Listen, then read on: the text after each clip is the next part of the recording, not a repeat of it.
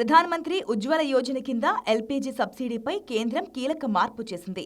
లబ్ధిదారులకు ఏడాదికి సబ్సిడీతో లభించే సిలిండర్ల సంఖ్యను 9 నుంచి 4కు తగ్గించినట్లుగా సమాచారం.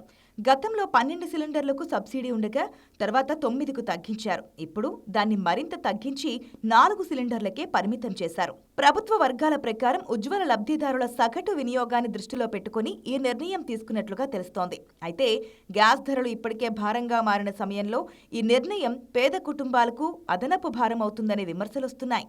ప్రస్తుతం ఉజ్వల లబ్ధిదారులకు ఒక్క 14.2 కేజీల సిలిండర్పై 300 రూపాయల వరకు సబ్సిడీ ఇస్తున్నారు. ఇకపై ఈ ప్రయోజనం ఏడాదికి 4 రీఫిల్స్కి వర్తించనుంది. దీంతో మిగతా సిలిండర్లను మార్కెట్ ధరలకే కొనాల్సి రావచ్చు. మొత్తానికి ఉజ్వల పథకం ద్వారా గ్యాస్ కనెక్షన్ పొందిన కోట్లాది కుటుంబాలకు ఇది పెద్ద మార్పు. ప్రభుత్వం దీన్ని వినియోగ లెక్కల ఆధారంగా తీసుకున్న నిర్ణయంగా చెబుతుండగా ప్రతిపక్షాలు మాత్రం ఇది పేదలపై భారమని విమర్శించే అవకాశం ఉంది.